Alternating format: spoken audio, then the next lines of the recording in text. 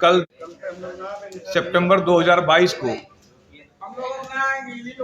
बिहार सरकार का सारा कुनबा, मुख्यमंत्री, डिप्टी सीएम, सारे पदाधिकारी, यहाँ तक पुलिस के पदाधिकारी बिहार इन्वेस्टर मीट किए।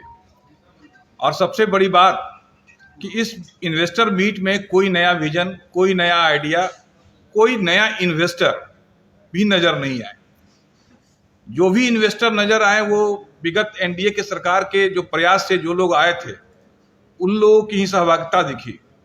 मुख्यमंत्री जी ने जिन नई इंडस्ट्री की बात की उसमें इथेनॉल की बात की, उन्होंने बात की लेदर पॉलिसी की, उन्होंने बात की टेक्सटाइल पॉलिसी की, लेकिन ये बताने से गुरेज किया कि 2020 के बाद जब एनडीए के सरकार में भाजपा के पास पहली बार उद्योग मंत्रालय आया तो बिहार सरकार की जो पुरानी 2006 की इंडस्ट्रियल पॉलिसी थी, जो 2011 की इंडस्ट्रियल पॉलिसी थी और जो 2016 की जो इंडस्ट्रियल पॉलिसी थी, उसकी खामियों को दूर करने का प्रयास भाजपा के उद्योग मंत्री श्री शाहनवाज हुसैन के द्वारा किया गया था 2020 के बाद, जिसका परिणाम था इथेनॉल पॉलिसी, टेक्सटाइल पॉलिसी और लेदर पॉलिसी। नीतीश कुमार जी ने कोई नई पॉलिसी की बात नहीं की। उन्होंने बात की लॉजिस्टिक पॉलिसी की, तो उन्होंने ये बताने का कष्ट नहीं किया कि विगत हमारे ही मंत्री के द्वारा इस लॉजिस्टिक पॉलिसी को सेंट्रल गवर्नमेंट के लॉजिस्टिक पॉलिसी से पहले लाने का प्रयास किया गया था। वो प्रस्ताव सरकार के पास में है और इन्होंने इस हड़बड़ाहट में उस पॉलिसी का जिक्र किया। आपको इन्वेस्टर मीट के पहले ही उस पॉलिसी को इंप्लीमेंट कर देना चाहिए था, लेकिन आखिर किस बात की हड़बड़ाहट थी? इतने आनंद फानंद में इन्वेस्टर मीट बुलाया इन्होंने, और तो और इनके सारे वक्ताओं ने, चाहे वो डिप्टी सीएम हो, चाहे वो आईएएस अधिकारी हो, चाहे डीजीपी हो, केवल एक बात पे इनका फोकस था कि कैसे निवेशकों का डर खत्म किया जाए। ये किस बात का डर था उसे भी बताने का आप लोग उनसे पूछने का कार्य करेंगे कि वो किस बात की डर की बात कर रहे थे वो निवेशकों से। और सबसे बड़ी बात कि इनके सारे वक्ता केवल और केवल मीडिया को निशाने पर लिया।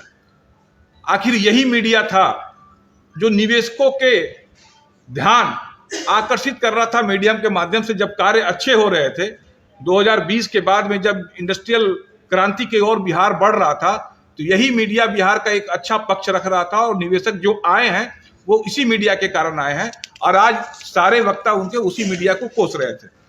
हमने बात की कि जो नीतिगत रिफॉर्म्स नीतीश सरकार को पहले से करना चाहिए था और जो हमारे उद्योग मंत्री कर रहे थे, उस नीतिगत रिफॉर्म्स को आज भी उन्होंने इंप्लीमेंट नहीं किया और इस मीडिया को सारा दोष देने का कार्य किया। ये रिफॉर्म्स थे कि जो बियाडा की जमीनों की जो कीमत इन्होंने आसमान छू दी थी। आप अगर पटना में कोई इंडस्ट्री लगाना चाहे तो आपको 11 करोड़ की, जहानाबाद में लगाना चाहे तो 3 करोड़ की, आप हाजीपुर में लगाना चाहें तो मतलब इस तरह का से जमीन का जो लागत रखा था इन लोगों ने बियाडा का, वो जो नीतिगत रिफॉर्म्स हमारे मंत्री कर रहे थे, भाजपा के मंत्री कर रहे थे, उसके बारे में उन्होंने कोई जिक्र नहीं किया। इन्होंने जिक्र किया कि जो लोकल प्रोडक्ट है उसको सरकारी खरीद में प्राथमिकता दी जाएगी।